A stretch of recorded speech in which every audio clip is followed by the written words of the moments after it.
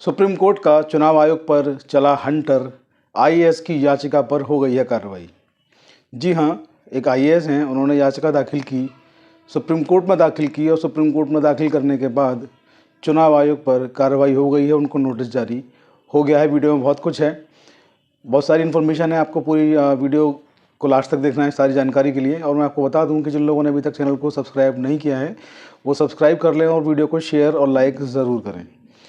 तो आप लोग देख रहे हैं कि देश में नए सीजीआई जो हैं संजीव खन्ना साहब, उनका कार्यकाल शुरू हो चुका है। अभी कुछ ही दिन हुए हैं, लेकिन बहुत शानदार, बहुत बेहतरीन आदेश जो हैं सुप्रीम कोर्ट की तरफ से खन्ना साहब की जस्टिस खन्ना साहब की तरफ से आ रहे हैं। आप लोग देख रहे हैं कि प्रधानमंत्री जी का कार्यकाल जो है वो कितना संकट भरा है, तीसरा कार्यकाल।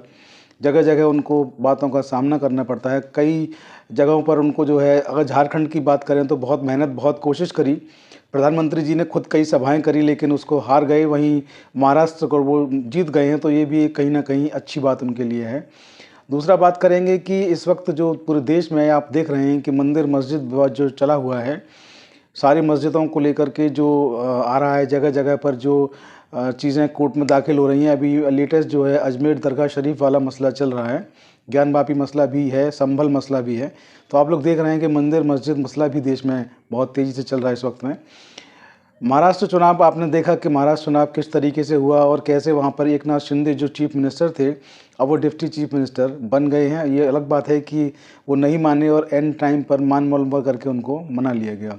तो देश में जब इतना बड़ा घटनाक्रम चारों तरफ चल रहा है, उस घटनाक्रम में एक बहुत बड़ी खबर, बहुत बड़ा मैं तो आदेश कहूँगा सुप्रीम कोर्ट का, क्योंकि हम यहाँ पर आपको केवल लीगल जो सब्जेक्ट होते हैं, लीगल जो ऑर्डर्स होते हैं हाई कोर्ट, सुप्रीम कोर्ट के, किसी भी कोर्ट्स के, वो आप लोगों को बताते हैं। तो ऐसे ही एक आदेश के बारे में, ऐसे एक केस के बारे में डिस्कस करूँगा आपसे।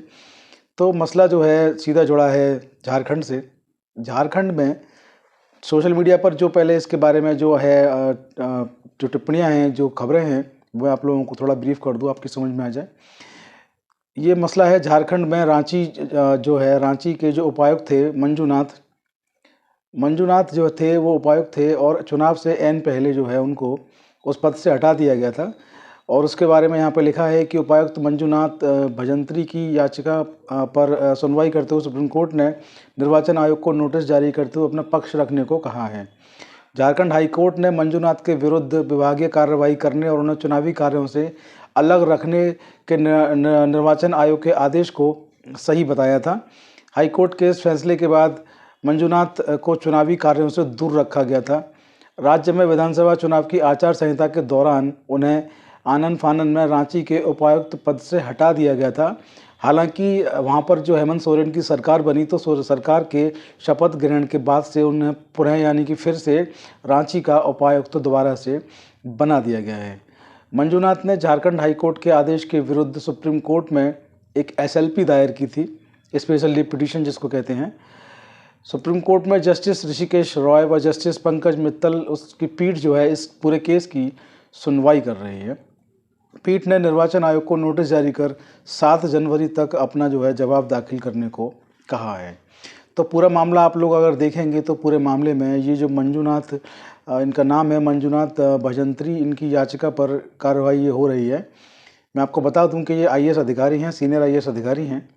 और आईएएस अधिकारी जो है उनको उनके पद से हटा दिया गया। उनके ऊपर ये कहा गया, निर्वाचन आयोग ने जब झारखंड में चुनाव होने थे उससे एन पहले आचार संहिता जो लगी, तब उनके बारे में कहा गया कि सरकार को अनुचित लाभ पहुंचा सकते हैं, इनको इस पद से तत्काल रूप से हटाया जाना बेहद आवश्यक है, जिससे कि चुनाव जो है निष्पक्ष रूप से हो सके, निष्पक्ष रूप से चुनाव को करवाया जा सके। हालांकि इस फैसले के विरुद्ध हाईकोर्ट गए थे, लेकिन हाईकोर्ट ने भी तत्काल, यानी कि चुनाव से पहले, उस आदेश को सही पाया, चुनाव आयोग के आदेश को सही पाया। और उन्होंने कहा कि इनको फिलहाल जो है अभी इस पद से हटा दिया जाए, कोई भी चुनाव की जिम्मेदारी इनको ना दी जाए। तो पूरे चुनावों में, झारखंड में जितने भी ये चुनाव अभी विधानसभा के हुए, पूरे विधानसभा चुनाव में इनको ना तो कोई चुनावी कार्य दिया गया, ना कोई जिम्मेदारी किसी तरीके की दी गई। पूरे चुनावों से इनको अलग थलग रखा गया। और जैसे ही वहाँ पर सरकार बनी, हेमंत सोरेन ने दोबारा से जब शपथ ली, तो दोबारा से शपथ लेने के बाद, सरकार बनाने के बाद, वहाँ पर जो सरकार जो वहाँ पर बनी है, तो सरकार को बनने के बाद से इनको जो है दोबारा से उसी पद पर दोबारा से बिठा दिया गया है। यानी कि पूरा का पूरा मामला जो था वो केवल ये था कि चुनाव जो है निष्पक्ष रूप से हो पाएँ, इसको लेकर ये हाई कोर्ट भी गए थे। हाई कोर्ट ने इनकी याचिका को अस्वीकार कर दिया था। इसके बाद सुप्रीम कोर्ट गए, सुप्रीम कोर्ट में एसएलपी दाखिल की। एसएलपी दाखिल करने के बाद सुप्रीम कोर्ट में सुनवाई हुई। सुप्रीम कोर्ट ने चुनाव आयोग को नोटिस जारी कर कारण पूछा कि ऐसी क्या वजह रही कि आपने इनको उस वक्त में चुनाव में ड्यूटी ना करने के लिए कहा और उनको उनके पद से भी आपने हटा दिया। तो कारण बताएं कि ऐसा आपने क्यों किया। इसके लिए सुप्रीम कोर्ट ने बाकायदा एक नोटिस भी जारी किया है चुनाव आयोग के लिए।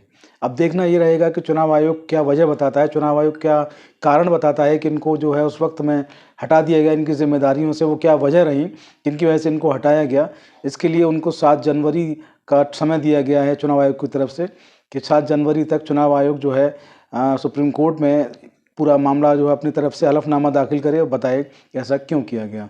इस केस की जब अगली सुनवाई होगी, जो भी उसमें ऑर्डर होगा उससे आपको अपडेट, उससे आपको रूबरू ज़रूर कराएंगे। फिलहाल आज की वीडियो में इतना ही। वीडियो को शेयर करना ना भूलें। जय हिंद, जय भारत, नमस्कार।